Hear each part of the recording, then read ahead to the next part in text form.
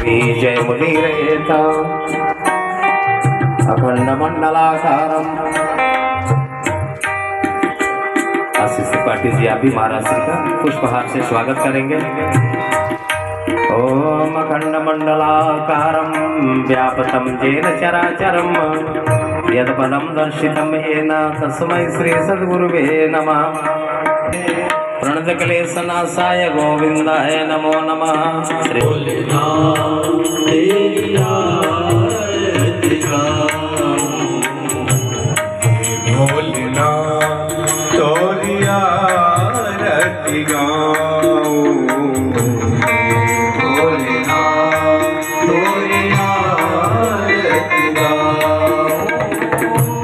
आरती गाऊं शिव जी आपको मनाओ, आरती गाऊं शिव जी आपको मनाओ।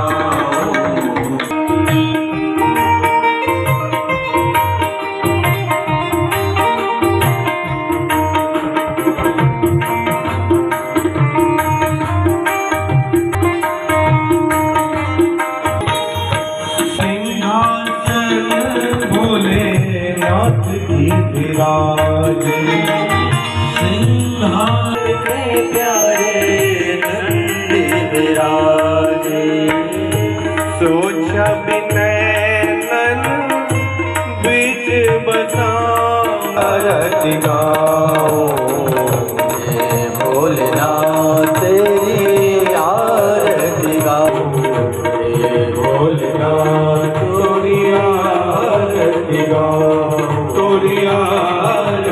रामेश्वराय शिव रामेश्वराय हर हर भोलेनाथ शिवाय। जटाधराय शिव जटाधराय हर हर भोले नमः शिवाय। जटाधराय शिव जटाधराय हर हर भोले नमः शिवाय। जटाधराय शिव जटाधराय हर हर भोले नमः शिवाय। जटाधराय शिव जटाधराय हर हर भोले नमः शिवाय। नमः शिवाय ओम नमः शिवाय हर हर भोले नमः शिवाय। नमः शिवाय जटाधराय शिव जटाधराय हर हर भोले नमः शिवाय। रामेश्वराय शिव रामेश्वराय हर हर भोले नमः शिवाय। रामेश्वराय शिव रामेश्वराय हर हर भोले नमः शिवाय। रत्नेश्वराय शिव रत्नेश्वराय हर हर भोले नमः शिवाय। हर हर भगवान भोलेनाथ की कथा में पधारे सभी श्रोताओं को व्यासपीठ से मेरा सादर प्रणाम।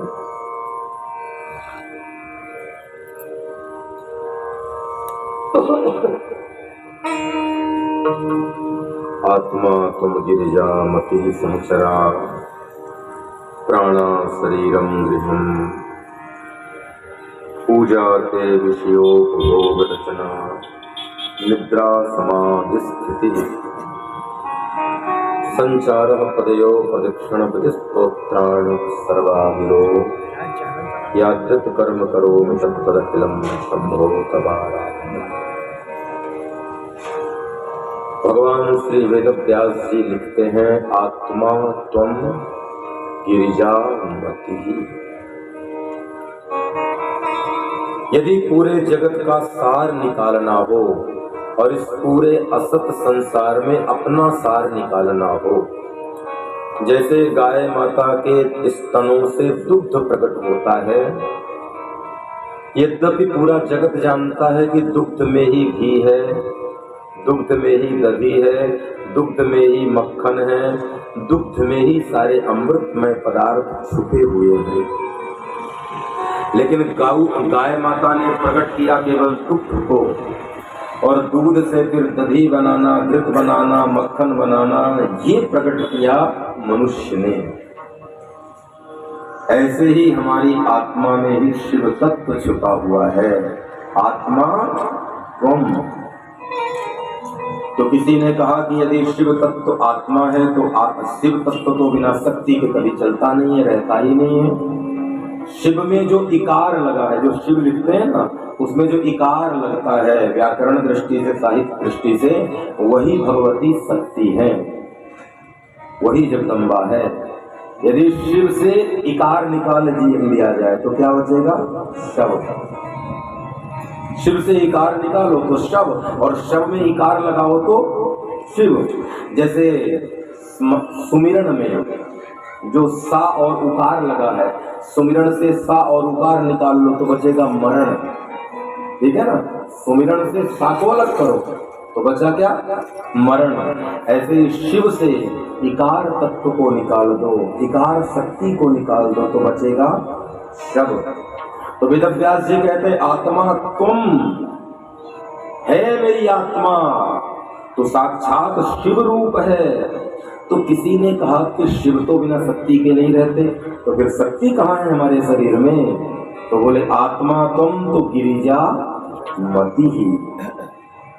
हमारी जो मति है वह गिरिजा है, वह पार्वती है, वह जगदम्बा है, वह शैलपुत्री है। लेकिन कब है वह पार्वती, कब है वह गिरिजा? जब वह पवित्र हो जाए और शिव के चरणों में समर्पित हो जाए। आत्मा को मति जब समर्पित होती है तो शिव तत्व जागृत होता है, और मति जब जगत को समर्पित होती है तो जगत जागृत होता है। भगवान वेदव्यास जी कहते हैं ये मति जो मैंने तुमको दे रखी है, इसको यदि आत्मा के साथ लगाओगे तो शिव तत्व जागेगा, और जगत के साथ लगाओगे तो जगत तत्व जागेगा। तो किसी ने कहा यदि आत्मा रूपी शिव है और मति रूपी गिरिजा है, तो आत्मा तुम गिरिजा मति ही, तो ये रहती कहाँ है? बोले प्राणा शरीरम गृहम। जहां हमारे प्राण स्थिर हैं जिस शरीर में, वहीं पर यह आत्मा उन प्राणों में स्थिर है। लोग कहते हैं शरीर से आत्मा निकल गई। नहीं भैया, शरीर से आत्मा कैसे निकलेगी? शरीर में तो रहती ही नहीं है, वो तो प्राण उसका स्थान है। आत्मा का स्थान क्या है? प्राण। इसलिए प्राण निकलते हैं, आत्मा कभी नहीं। इसीलिए तो भगवत गीता में कहा है आत्मा अमर होती है, अजर होती है, न मरती है न जलती है, क्योंकि प्राण निकलते हैं। आत्मा तो अजर अमर है, इसलिए देह में प्राण स्थिर है और प्राणों में आत्मा स्थिर है। आत्मा तुम गिरिजामती ही, तो बोले रहते कहाँ है? बोले प्राण शरीरम गृहम। हमारे शरीर में प्राण रहते हैं और प्राण में आत्मा रहती है। पूजाते विषयोपभोग रचना निद्रा समाधि स्थिति ही। हमारे जो विषय के भोग हैं उनको पूजा बना लेना चाहिए। ये समझो हम भगवान की पूजा कर रहे हैं, और निद्रा लेने बैठो ना तो समाधि ले लो। तो बोले महाराज निद्रा समाधि कब बनेगी? बोले जब शिव शिव का चिंतन करते हुए आप निद्रा लोगे तब निद्रा क्या बनेगी? समाधि। और जगत का चिंतन करते हुए, मति में यदि जगत है और जगत का चिंतन करते हुए यदि निद्रा लोगे तो फिर निद्रा मृत्यु भी बन सकती है। अच्छा ईमानदारी से सोच के देखो, आदमी सो जाएगा और सोने के बाद न जगे तो क्या कहेंगे? मर गया। ये कहेंगे ना। रात में सोए और सवेरे धक्का मार के जगाने पर भी ना जगे तो क्या कहेंगे? आदमी मर गया। और कोई समाधि में बैठे, पूजा में बैठे, ध्यान में बैठे, और ध्यान में बैठने के बाद वो ध्यानस्थ हो जाए तो लोग यही कहेंगे ना कि समाधि लगी। ये तो नहीं कहेंगे मर गया। तो निद्रा समाधि स्थिति ही। यदि तुम्हारी मति आत्मा में स्थिर हो जाएंगे तो शिव तत्व जाग जाएगा। और जब निद्रा लेने जाओगे और निद्रा लेते समय शिव शिव की माला मन में जपोगे, शिव तत्व को याद करोगे, अपने प्राणों में छुपी हुई उस आत्म ज्योति को स्मरण करोगे और ये याद करोगे कि देह है, धरती में शरीर है, शरीर में प्राण है, प्राण में आत्मा है और आत्मा में शिव तत्व है। शरीर में ही मति है, बुद्धि में मति है। लोग कई बार बुद्धि और मति को एक कहते हैं हमारी मति भ्रष्ट हो गई थी, कुछ लोग कहते हैं हमारी बुद्धि भ्रष्ट हो गई थी। नहीं भैया, बुद्धि वो है जो निर्णय लेती है और निर्णय बदलती है, और मति बुद्धि से भी सूक्ष्म है। जैसे प्राणों से सूक्ष्म आत्मा है, ऐसे ही बुद्धि से सूक्ष्म क्या है? मति। मति क्या है? बोले मति भगवान के चरणों में रति कराती है। बुद्धि संसार में जीने के काम आती है। इसीलिए बुद्धि जिसके पास ज्यादा रहती है उसे लोग क्या कहते हैं? बुद्धिमान। लेकिन मति में ज्यादा कम का कभी आपने सुना है? ज्यादा मतिमान आदमी है, कम मतिमान आदमी है, इसकी मति कम है, इसकी मति ज्यादा है। बुद्धि ज्यादा है, बुद्धि कम है, ये सुना होगा आपने। लेकिन मति कम है, मति ज्यादा है, ये नहीं सुना होगा। क्योंकि बुद्धि कम ज्यादा हो सकती है, मति तो गिरजा है, जगदम्बा है, वो भगवान ने सबको बराबर भेजी है। बस उसे जगाने की जरूरत है। उसे जगा लिया है आपने तो मतिमान बन गए, भगवान के चरणों में रति हो गई। तो आत्मा तुम गिरिजामति सहचरा प्राणा शरीरम गृहम, और पूजा के विषयोपभोग रचना निद्रा समाधि स्थिति संचार पदयो प्रदीक्षण। आप जो दुनिया में चलते हैं ना, वेद व्यास जी कहते हैं उसको भगवान की प्रदीक्षिणा माने। क्यों? इस जो धरती की आकृति है वो शिव रूप है। यदि दुनिया में कोई सृजन ढूंढा गया, विज्ञान ने भी ढूंढा है और शास्त्रों ने तो पहले ही ढूंढ निकाला। विज्ञान ने भी दुनिया में सृजन ढूंढा सबसे पहले, तो आपको पता है क्या ढूंढा? लिंग स्वरूप को ढूंढा। दुनिया की कोई आकृति, जगत में पहला कोई बिंब और प्रतिबिंब बना तो क्या बना? शिवलिंग बना। ज्योति से यदि कोई रूप जगत में आई तो वो लिंग स्वरूप में भगवान शिव आए। इसलिए हम जब चलते हैं जगत में और स्मरण शिव का होता है तो भगवान वेद व्यास जी कहते हैं आप धरती की नहीं शिव की परिक्रमा कर रहे हैं। इसलिए कर्म करते जाओ, शिव जपते जाओ। यहाँ से दुर्ग जाना हो और आप पैदल जा रहे हो तो एक बार जाना और एक बार आना। गाड़ी से भी जा रहे हो तो एक बार जाना और एक बार आना। यदि शिव नाम सुमिरन करते हुए आप गए और आए तो फिर दुर्ग गए, ये तो आपका व्यवहारिक काम है। सच तो यह है शिव की एक प्रदीक्षिणा आपने पूरी कर दी। धरती में जहां भी घूमो, यदि तुम्हारे हृदय में शिव तत्व जाग गया है तो धरती का प्रत्येक कदम चलना प्रदीक्षिणा बन जाएगी। संचार, तुम्हारा चलना प्रदीक्षिणा भगवान की प्रदीक्षिणा बन जाएगी। संचार प्रदीक्षिणा। तो किसी ने कहा कि यदि एक बार जाना और एक बार आना, यदि प्रदीक्षिणा हो गई मतलब एक परिक्रमा पूरी हो गई, तो इसका मतलब यह है कि शिव जी की तो कभी पूरी परिक्रमा करी ही नहीं जाती। शिव जी की तो आधी परिक्रमा होती है। तो हम दुर्ग जाएंगे और आएंगे तो पूरी परिक्रमा हो गई। तो वेद व्यास जी कहते हैं थोड़ी सी सावधानी रखो। बोले क्या? आप कहीं गए हो तो शिव नाम का सुमिरन करते जाओ और शिव नाम का सुमिरन करते आओ। तो जब जाओगे तब तुम्हारे कार्य पूरे होंगे, जगत के कार्य के लिए जाओगे, और जब लौटोगे तब शिव की अर्ध परिक्रमा पूर्ण करके तुम्हें परिक्रमा का फल मिलेगा। यानी कर्म और पूजा का यदि कोई संग्रह स्थान है तो शिव की भक्ति। भगवान शंकर से किसी ने पूछा कि आपने आधी परिक्रमा का निर्णय क्यों लिया? जितने देवता है, कोई कहता है हमारी 7 करो, हमारी 3 करो, हमारी 4 करो। नारायण कहते हैं हमारी 4 ही कर लो। भगवान सूर्य कहते हैं हमारी 7 कर लो। गणेश जी कहते हैं हमारी इतनी कर लो। दुर्गा जी कहती है हमारी इतनी कर लो। जितने देवी देवता है अपनी परिक्रमा बढ़ाने में लगे हुए हैं। शंकर जी हैं कि घटाने में लगे हुए हैं। शंकर जी कहते हैं मेरी अर्ध परिक्रमा करो, केवल अर्ध परिक्रमा। उसके 2 भाव, वैष्णव संप्रदाय में और शैव संप्रदाय में दोनों के अलग अलग भाव हैं। जो शिव को मानते हैं वो कहते हैं शिव की आधी परिक्रमा इसलिए की जाती है कि जब हम शिव की परिक्रमा करते हैं तो उत्तर भाग में जलहरी का जल गिरता है, और जलहरी के जल को यदि लांघ करके पूरी परिक्रमा किया तो शिव अपराध कर बैठोगे। जो शैव हैं, शिव को मानने वाले हैं, क्यों? क्योंकि कर्म कांड में तो विधान होता है, उसी को मानते हैं भैया। और किसी ने वैष्णवों से पूछा, रामानंद संप्रदाय के साधुओं से पूछा कि शंकर जी की आधी परिक्रमा क्यों लगाई जाती है?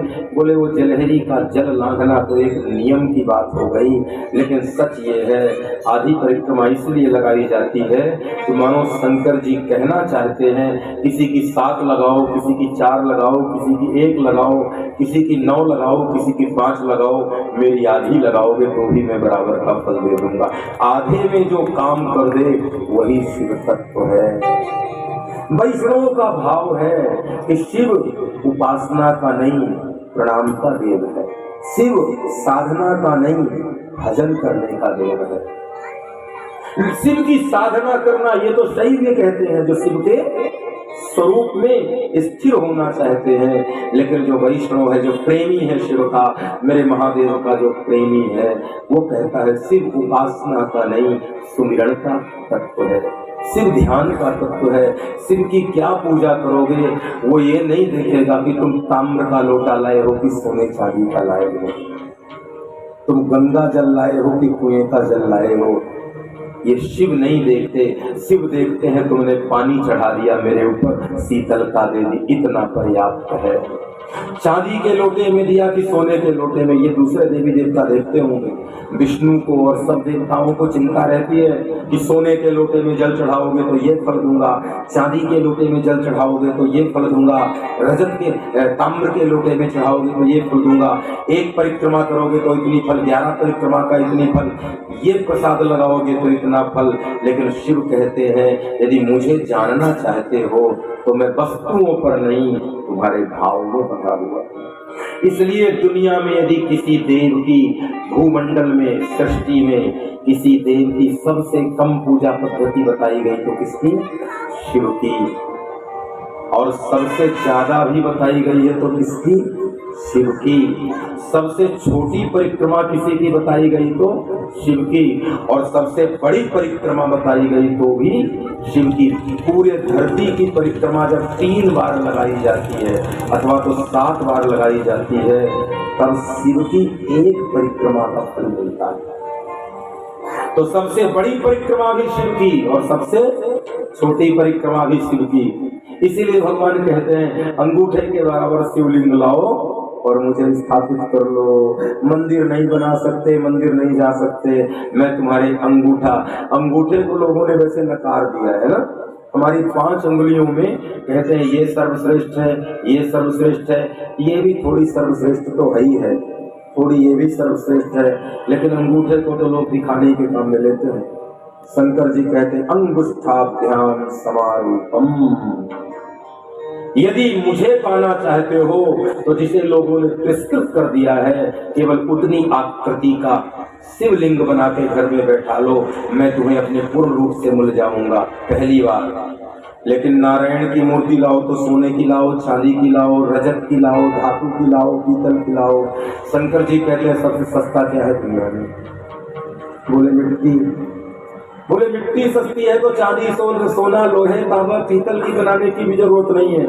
सबसे जो त्याज्य है अंगूठा, हमारे यहाँ नियम बताए गए, पितरों को तिलक करना हो तो इस अंगुली से करना चाहिए। ध्यान देना, कई लोग पितरों को भी, पिंड को भी तिलक इस अंगुली से कर देते हैं। नहीं, पितरों को तिलक करना हो तो उसके लिए इस अंगुली का प्रयोग होना हो। एक बात और ध्यान से सुन लेना, स्वयं को तिलक करना हो तो इस अंगुली से तिलक करते हैं। कई लोग तो इतने महापुरुष होते खुद को भी लगाते हैं, ऐसे लगाते हैं खुद ही नारायण है, खुद ही विष्णु है, खुद ही महादेव है। इस अंगुली से तिलक नहीं। पितरों को लगाना हो तो कौन सी अंगुली? तर्जनी। और स्वयं को लगाना हो तो मध्यमा, और देवताओं को लगाना हो तो ये अंगुली इसका प्रयोग करना चाहिए। इसका अंगुली करके केवल देव तिलक किया जाता है। इससे खुद से तिलक मत करिएगा, इससे किसी अतिथि को तिलक मत करिएगा, किसी को तिलक नहीं। ये अंगुली जो बनाई गई है, देवम तिलकम समाग्रता, किसके लिए बनाई गई है? देवताओं के लिए। बहुत ज्यादा हो तो गुरु को लगा दो, क्योंकि गुरु ब्रह्मा, गुरु विष्णु, गुरुदेवो महेश्वरा, और गुरु साक्षात परब्रह्म तस्मै श्री गुरुवे नमः। मैं इसलिए स्पष्ट कर दिया कि चिंता में पड़ गए होंगे कि हम तो गुरु जी को भी आज तक किसी से लगाए, तो घबराना मत है। आपकी चिंता दूर करने आया हूँ, बढ़ाने थोड़ी आया हूँ।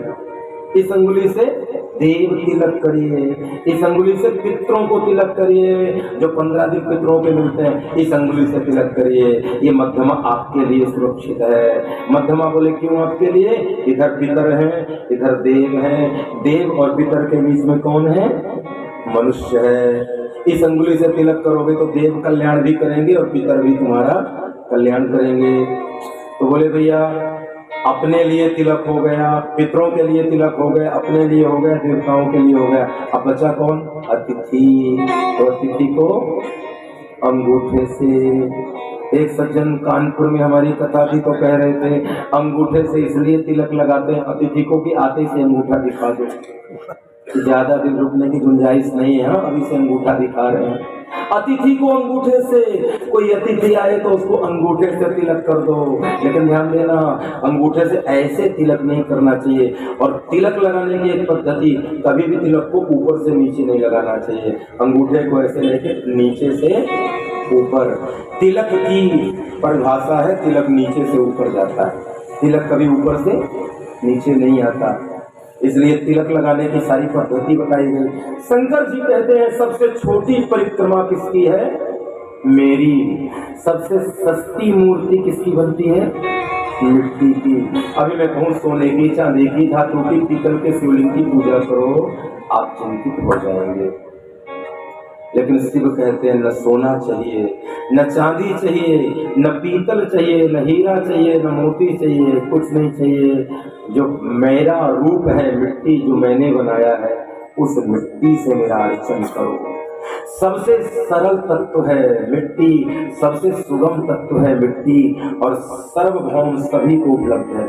अच्छा कोई राजा कहे कि मुझे मिट्टी मिल गई है, लेकिन ऐसा कोई गरीब कह सकता भी हमारे नसीब में तो मिट्टी भी नहीं है, सोना चांदी ना मिले? बात समझ में आ रही है? शंकर जी कहते हैं करोड़पति से कौड़ीपति तक जो सबको मिल जाए वो क्या है? मिट्टी। और मैं मिट्टी का बन सकता हूँ यदि भगत श्रद्धा से पूजना चाहे तो। छोटी परिक्रमा शिव की, सबसे सरल तत्व मिट्टी।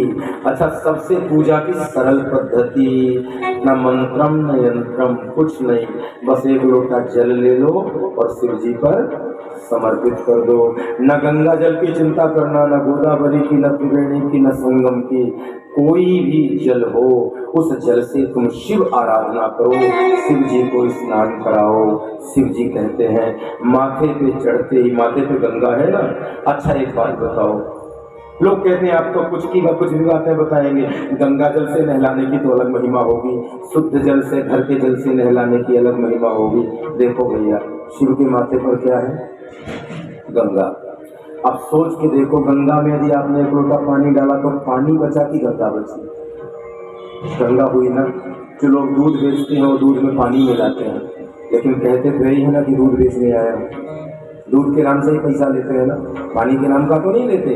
तो देखो पानी यद्यपि सबका प्राप्त हो जाने वाला तत्व है, लेकिन जब दूध में मिलता है तो क्या बन जाता है?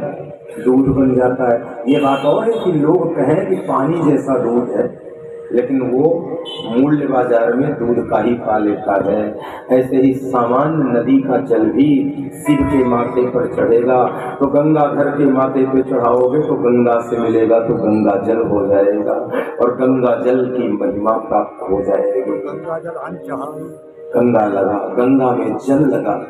अभी जो गंगा जल अनचाह वही। हाँ, इसकी चर्चा करेंगे। अच्छा सूत्र है। तो शिव के माथे पर सामान्य जल चढ़े तो गंगा जल हो गया। लेकिन ध्यान एक बात कहूँ आपको, जो गंगा जल आने चढ़ा है ये शिव जी ने नहीं, ये किसने कहा है? राम जी ने कहा है, तो भैया भगत तो कुछ भी कह सकते हैं। शंकर जी को सेटिस्फाइड तो जल से ही है ना। शंकर जी तो प्रमाण पत्र दे रहे हैं कि पानी पर्याप्त है। अब शंकर जी को पूजने वाले कहे नहीं नहीं नहीं, केदारेश्वर से जल लाएंगे, वो जरूरी है। तो भगत तो कुछ भी करे। भगवान कहते हैं मुझे पत्रम पुष्पम फलम तोयम, इसी में संतुष्ट हूँ। लेकिन भगत कहे नहीं, हम तो सोने के चूल्हे में चांदी की लकड़ी लगा के हीरे मोती की खिचड़ी पका कर खिलाएंगे आपको। तो ये दोष ठाकुर जी का है कि भगत का है? अब भैया ये तो राम जी कह रहे हैं गंगा जल चढ़ाओ, शंकर जी ने कहीं कहा हो तो बताइए। शंकर जी के नाम ही नहीं ले रहे हैं, राम जी प्रमाणित कर रहे।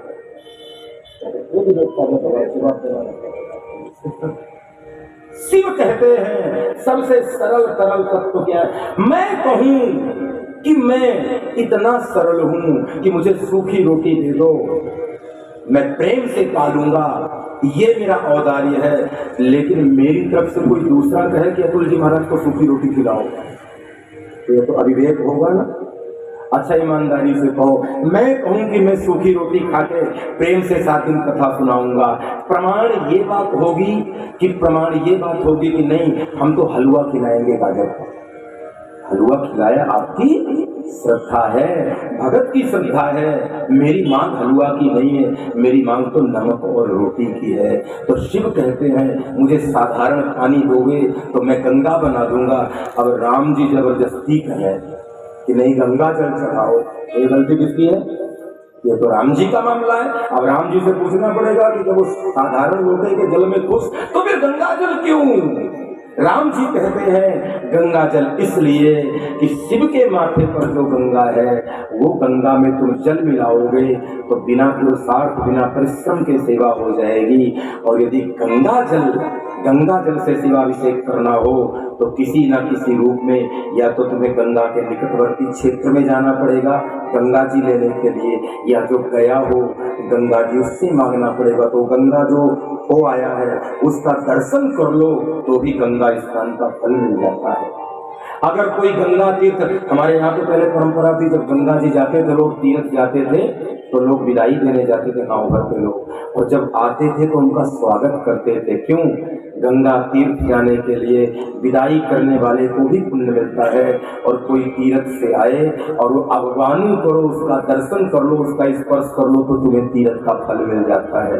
तो राम जी कहते हैं गंगा जल की इसलिए महिमा है कि कम से कम इसी बहाने गंगा तो नहाओगे एक बार गंगा जी तो चले जाओगे तो दोबारा पुण्य मिल जाएगा गंगा स्नान का भी और शिव की पूजा का भी फल मिल जाएगा। इसलिए शिव कहते हैं सबसे सरल वस्तु है मिट्टी, मुझे मिट्टी का बनाओ। सबसे त्याज्य गणना है अंगूठे की, अंगूठे के बराबर बनाओ। सबको उपलब्ध हो जाने वाला है जल, जल से मेरा अभिषेक करो।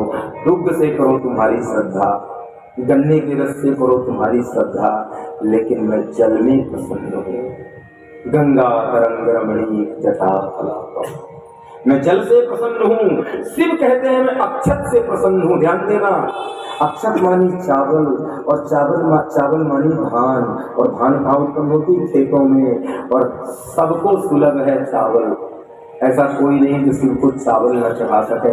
आप पूजा की एक एक वस्तु ध्यान देते जाना। ऐसी चीजें हैं जो कोई ये नहीं कह सकता कि हमें नहीं मिल सकती, तुम्हें मिल सकती है। चावल थोड़े से सभी को मिल सकते हैं कि नहीं? मिट्टी थोड़ी सी सभी को मिल सकती है कि नहीं? पानी थोड़ा सा सभी को मिल सकता है कि नहीं? अब ईमानदारी से बताओ, बिल्वपत्र थोड़े से सभी को मिल सकते हैं कि नहीं? मिलेंगे ना। जितनी चीजें शिव के पूजन में लग रही हैं वो सर्वसुलभ है, इसलिए शिव सर्वसुलभ है। नारायण की, कृष्ण की, राम की, दुर्गा की, शनि की, वैष्णव की पूजा करने जाओगे तो ऐसी सामग्री आ जाएंगी सामने जो सबको उपलब्ध नहीं। गरीब आदमी तो कह भैया हमारे बस का काम नहीं है। अच्छा चलो चलो चलो चलो, मैं चावल की बात कर रहा था, गंगा जल की बात कर रहा था, बिल्वपत्र की बात कर रहा था, मिट्टी की बात कर रहा था। चलो थोड़ा सा और सरलता से बताऊं, राख सबको मिलेगी कि नहीं? भस्म तो सबको मिलेगी नहीं? कहीं ना मिले तो शमशान घाट में तो मिलेगी ही मिलेगी। तो चिता भस्म चिते की भस्म कहते हैं जो सब लोग देखना नहीं चाहते, कहते हैं जल्दी उठाओ और गंगा जी में डाल के आ जाओ, इससे तर जाएंगे हमारे पितर जो मरे हैं। शिव जी कहते हैं भैया यदि कोई तिलक ना मिले, कोई रोली चंदन केसर सुगंधित चंदन ना भी मिले, मिले तो बड़ी अच्छी बात है, न मिले तो मेरा श्रृंगार जब आदमी जीवित रहे तब भी नहीं, जब मर जाए और लोग उसे फूंक करके आ जाए, जला करके आ जाए, उसकी राख से मेरा अभिषेक कर देना, मेरे माथे पे चंदन लगा देना, इससे सरल सुलभ और क्या होगा। मुझे लगता है शिव ने जितना सरल बनाया है अपने आप को किसी देव ने नहीं बनाया। और मैं भाव से कथा आपको इसलिए शिव को एक केंद्र में रखकर बात कर रहा हूँ। मैं कहानियां कितनी सुनाऊंगा शिव पुराण की ये ज्यादा जरूरी नहीं है, लेकिन शिव को तत्व के रूप में शिव हमारे अंदर कितने निकट हैं, कितने सरल हैं, कितने सहज हैं और कितनी सरलता से उनकी उपासना की जा सकती है, आपका केंद्र मैं वहां स्थापित करूंगा। कहानियां तो किताबों में पुस्तकों में आप पढ़ भी लोगे। मेरा उद्देश्य कहानी बताना कम, कहानी के पीछे छिपे हुए सार तत्व को बताना सदैव रहा है। सबसे सरल उपासना का देव है कोई तो शिव। आधी परिक्रमा, मिट्टी की मूर्ति, पानी से पूजन, चावल से पूजन, बिल्व पत्र से पूजन, चंदन लगाना हो तो रोली के सर की जरूरत नहीं, भस्म का तिलक लगा दो, अर्ध परिक्रमा कर लो, दीप नहीं जला सकते हो तो शिव कहते हैं जलाओ मेरे सामने तो दीप बहुत अच्छी बात है, न भी जलाओ तो संध्या काल के समय तुम मेरा दर्शन करोगे तो मेरे माथे पर जगमगाता चंद्रमा जब देखोगे तो मैं समझूंगा तुमने ही दीप जलाया है मेरे सामने, उसको ही मैं अपना दीप प्रज्वलन समझ लूंगा। ये शिव की करुणा है। और ये शिव महापुराण 24,000 श्लोकों का ग्रंथ है।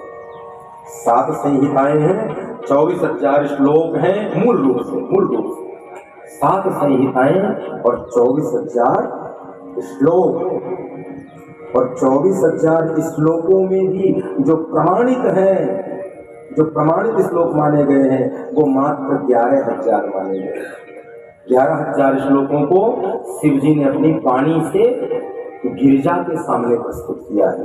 ध्यान से सुनना, पार्वती जी को जब शिव जी ने कथा सुनाई शिव परम तत्व की, प्रवचन पहली बार शिव तत्व का किया, पूर्ण सदा शिव तत्व का किया तो केवल 11,000 श्लोकों में किया।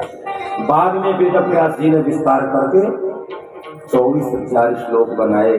जैसे भागवत जी का एक श्लोक था जो नारायण की वाणी से निकला, उससे 18,000 बने। ऐसे ही शिव के नारायण की वाणी से एक निकला। नारायण की वाणी से प्रथम जो निकला है वो एक ही मंत्र निकला है। चतुश्लोकी भागवत जो है वो व्याख्या के तौर पे कही गई है ब्रह्मा जी के सामने। एकान मंत्रम समाज्ञातम नारायणम प्रतिपादना, एक मंत्र से 4 मंत्र की प्रतिस्थापना और 4 मंत्र से 18,000 मंत्र की प्रतिष्ठा। ये तत्व के रूप में ग्रंथ जो बना 18,000 का बना, प्रवचन जो हुआ चतुश्लोकी भागवत का हुआ, लेकिन हृदय से जो प्रगटा वो एक मंत्र था। एकोटि मंत्रो चतुर्रूपः, एक ही मंत्र 4 रूपों में प्रस्थापित हुआ, जिसका उपदेश कालांतर में नारायण ने ब्रह्मा को किया था। ब्रह्मा ने नारद को किया, नारद ने वेदव्यास जी को किया। और जब वेदव्यास जी के पास आया, 1 से चला 4, 4 से सीधे 18,000 हो गए। ऐसे ही 11,000 जो सूत्र हैं, 11,000 श्लोक हैं, वो शिवा को सुनाए गए। बाद में वेदव्यास जी के सामने एक ग्रंथ आया, 24,000 श्लोक बनाए और इतनी संहिताओं की रचना। 11 और 10 और 7 संहिता तो हम लोग जानते हैं। शिव पुराण में लिखा है एक अध्याय में यदि श्लोकों का वाचन कर लिया जाए तो एक संहिता पढ़ने का फल मिलता है।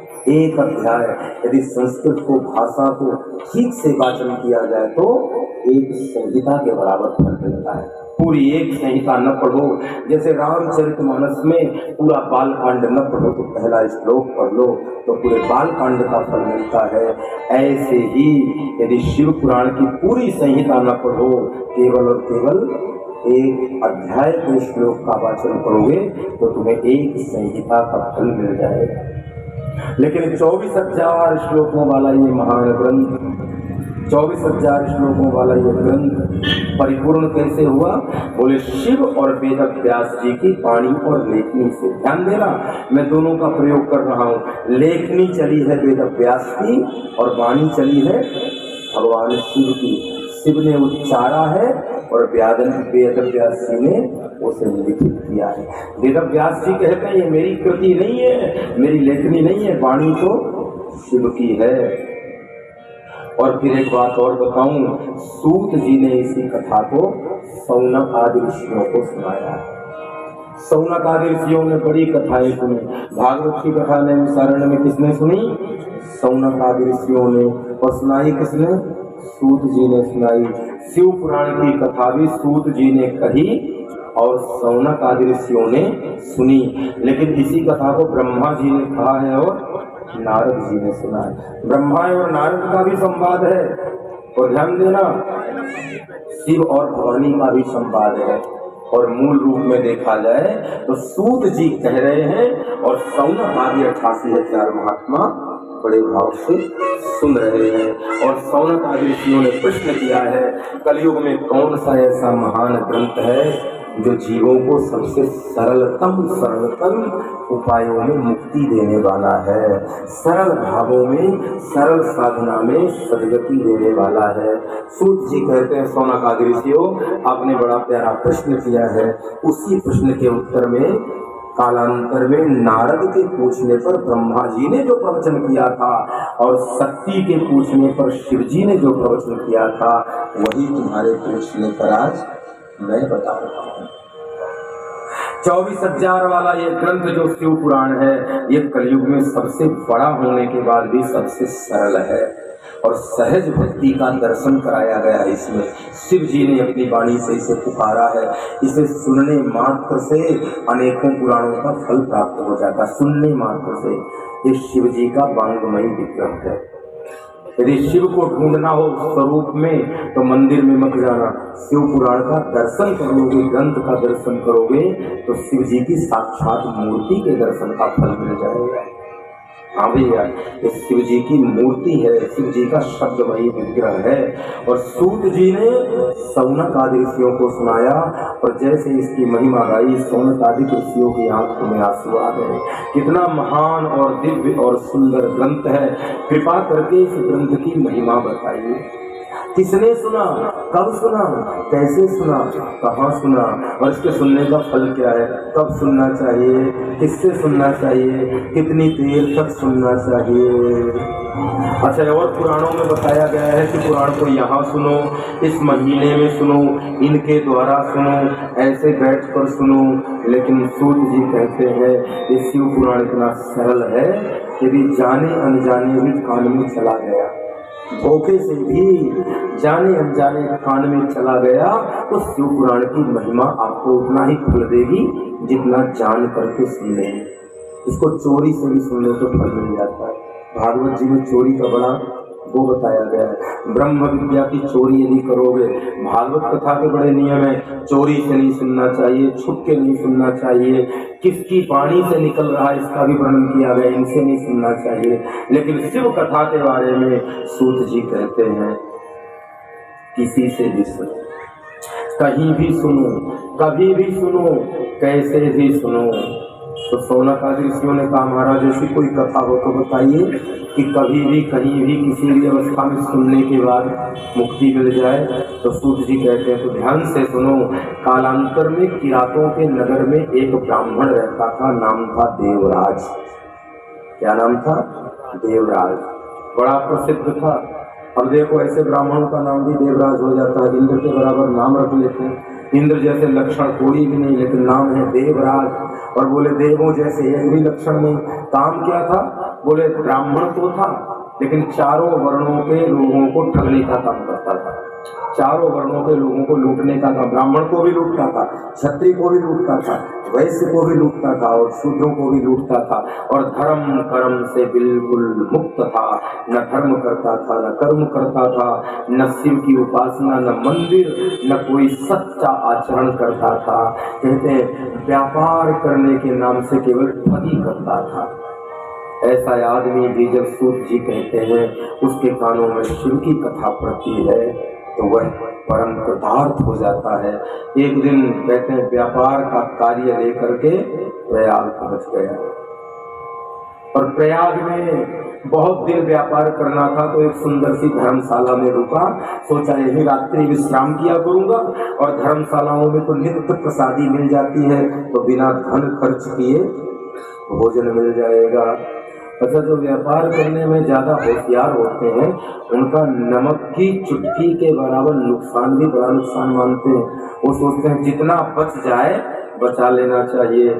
उदारता में फिर जितना खर्च करेंगे कर लेंगे, लेकिन जब व्यापार की बात आएगी तो एक चुटकी नमक भी कहीं नुकसान हो रहा है तो उसको भी बचा लेंगे। इसीलिए हमारे बघेलखंड में कहावत है, राजा प्रसन्नम तो गज भूमि दानम और बनिया प्रसन्नम तो कौड़ी छदानम। ऐसी प्रसिद्धि है भैया।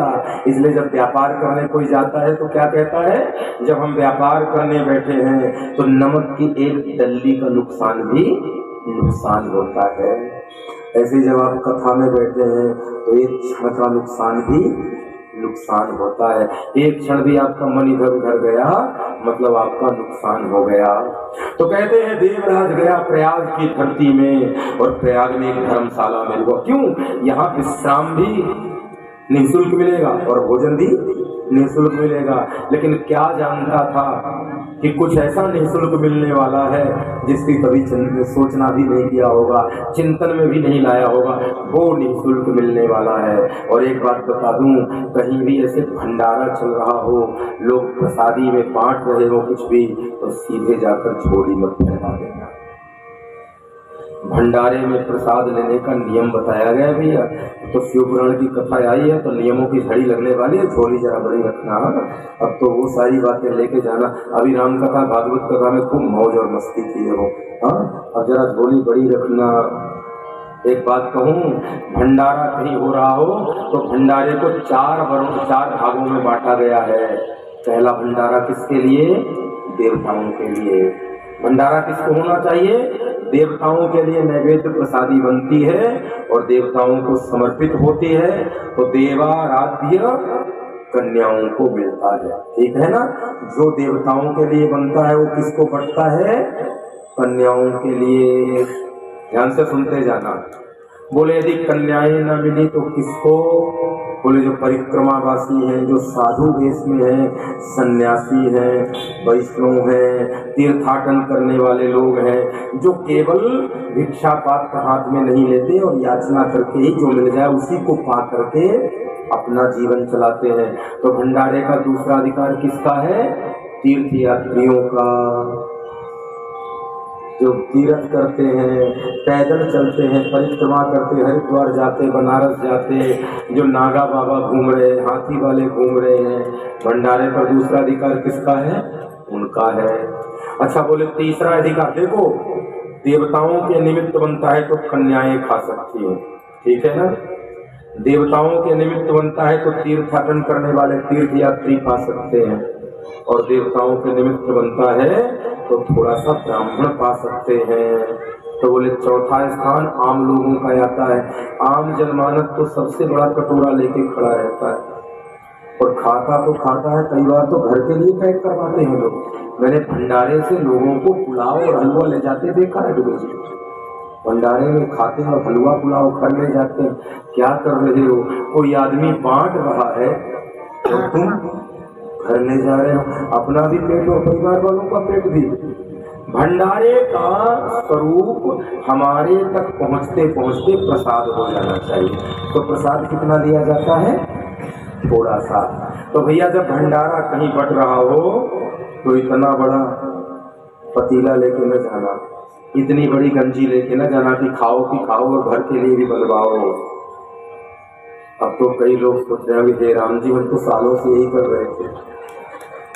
अब करें तो करें क्या, सालों से यही चल रहा था, खाओ कि खाओ और पनी में भर लो, घर भी ले जाओ, और घर में जाके कहो पति देव घर ले जाए तो पत्नी को कह दे ऐसा पुलाव बनता है, क्या टेस्टी पुलाव हो रहा है, तू भी करा ऐसा ट्राई कर।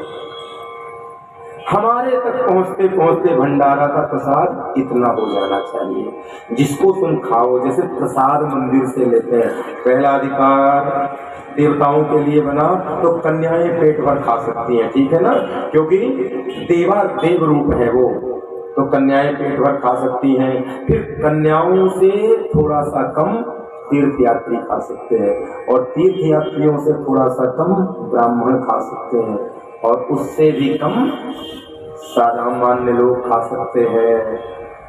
ये है प्रसाद भंडारे के 4 रूपों का निर्माण। बनता पूरा है और बंटता थोड़ा है। पूरा कन्याएं खाएंगी, उसका आधा तीर्थयात्री खाएंगे, उसका आधा ब्राह्मण खाएंगे, और सबसे कम हम खाएंगे।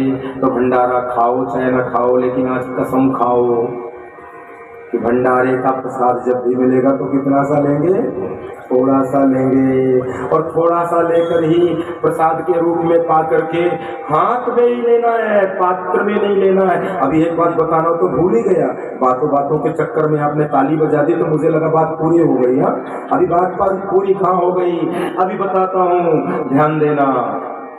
देवताओं को समर्पित किया जाए तो कैसे, कन्याओं को समर्पित किया जाए तो कैसे, नागा लोगों को तीर्थयात्रियों को समर्पित किया जाए तो कैसे, और फिर ब्राह्मणों को किया जाए तो कैसे, और हमारे बताते आते कैसे। ध्यान से सुनना, देवताओं को समर्पित किया जाए तो पात्र में उसे रख करके जो जो बना हो उसमें तुलसी जल डाल के भोग लगाना चाहिए, ठीक है ना। कन्याओं को खिलाओ तो कन्याओं को बैठा के पत्तल लगाना चाहिए, और ये तीर्थ यात्रियों को यदि देना है तो उनके पास जो पात्र हो उसमें देना चाहिए, और हम जब पहुंचे तो हमें केवल हाथ फैलाना चाहिए। अब हाथ में पता है कितना आएगा, इसलिए अब तो केस ही खत्म हो गया कटोरी गंजी ले जाने का। अब तो थाली पर बात ही नहीं पा गई। देवताओं को भोग लगाना है तो थाली में सब रखो, तुलसी दल डालो, और तदीयम वस्तु गोविंदम तुभ्यमेव समर्पितम, भंडारे का भोग लगे। कन्याओं को पत्तल में, तीर्थ यात्रियों को उनके पास जो पात्र हो, और हमारे तक आते अकाते पहली अंजलि, केवल अंजलि के मध्य भाग में प्रसाद रखो। प्रसाद को उसी हाथ से पाओ, ऐसा नहीं कि दाएं हाथ में रखो बाएं हाथ से पाओ, या बाएं हाथ में रख के दाएं हाथ में मत पाना, दाहिने हाथ से रख के ही प्रसाद को एक बार में पालो, फिर उसमें थोड़ा सा जल डालो और उसी जल का पान करो। ये प्रसाद का नियम है भैया।